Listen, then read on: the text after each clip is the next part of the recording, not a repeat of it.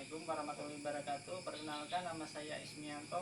Saat ini akan melaksanakan tugas 2 mata kuliah pemberdayaan masyarakat desa dan kota. NIM saya 0527250001 UT Samarinda. Terima kasih atas kesempatan Ibu RT memberikan kesempatan kepada saya. Ini mengenai masalah pengendalian sosial dan pengawasan masyarakat, khususnya di RT 6 Desa Lusumber ini. Apa yang dimaksud dengan pengendalian sosial di desa ini dan bentuk apa saja yang diterapkan tersebut? Untuk pengendalian sosial itu paling sering kita lakukan itu ada pencegahan dan pemberantasan ya Mas ya. Untuk pencegahannya biasanya sosialisasi aturan penyuluhan dan pembinaan warga. Terus yang untuk pemberantasannya penindakan atau sanksi bagi yang melanggar aturan atau norma-norma. Terus berdasarkan pelaksanaannya, siapa saja yang berperan melakukan pengendalian sosial ini? Itu terbagi ada 3 bagian yang berperan aktif untuk pengendalian sosial itu kan. Satu, pemerintah desa itu membuat peraturan desa dan kebijakan. Untuk yang kedua, lembaga adat menegakkan aturan adat dan kebiasaan. Yang ketiga itu ada masyarakat langsung melalui tetangga, tokoh agama dan tokoh masyarakat. Terus yang ketiga, berdasarkan sifatnya, apa saja bentuk pengendalian sosial yang telah diterapkan di sini? Itu terbagi juga ada 3 bagian. Represif itu sebagai sanksi atau teguran setelah pelanggaran terjadi.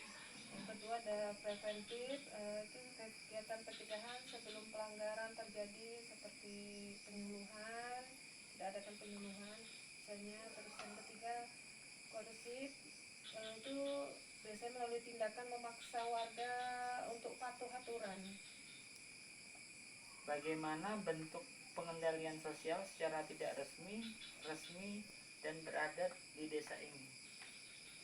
Itu kalau yang untuk tidak resmi sendiri itu biasanya berupa teguran dari tetangga, nasihat, tokoh masyarakat. Kalau yang resmi biasanya aturan dari desa, sanksi administrasi, terus kerjasama dengan kepolisian.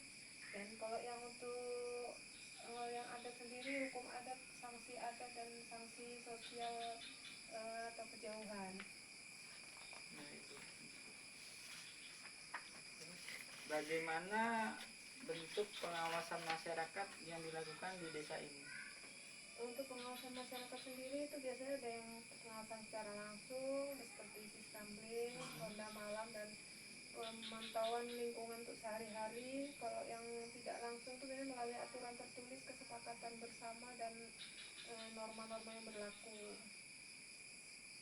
Apa sanksi atau tindakan yang diberikan jika ada warga yang melanggar aturan atau norma?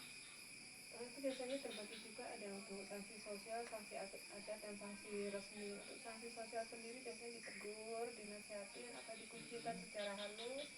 Kalau untuk sanksi adat sendiri di denda adat, upacara perdamaian.